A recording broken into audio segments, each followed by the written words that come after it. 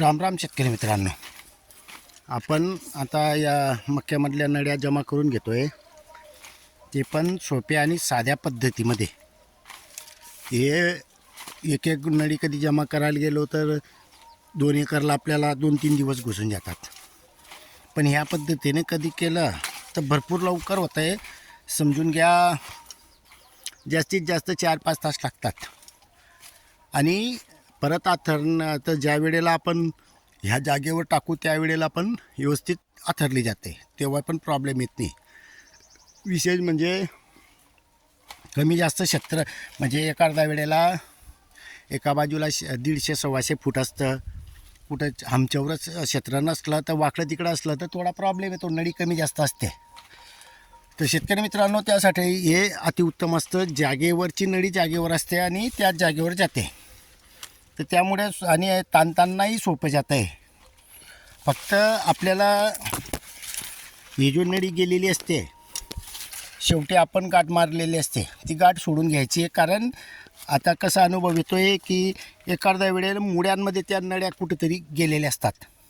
By chance वाकडी तिकडे होते, कुत्रं मांजरे फिरतं, त्यावेळेला इकडे तिकडे झालं की ते जे नवीन मुळ्या तयार होतात, उदाहरणार्थ म्हणून ह्या मुळ्या नवीन तयार झालेल्या असतात, हे बघा इथे.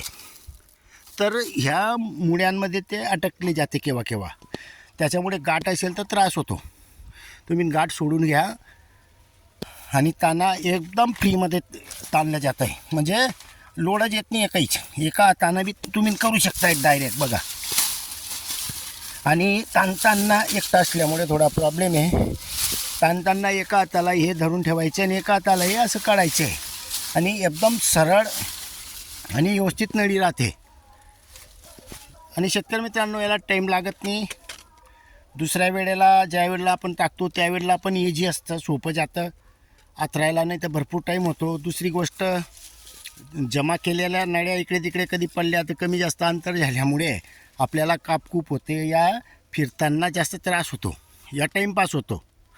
पण अशी नळी जमा केली तर तुम्हाला जास्तीत जास्त आथरायला सुद्धा तोच टाईम लागतो, जास्त टाईम लागत नाही, किंवा याच्यापेक्षा कमी लागू शकतो.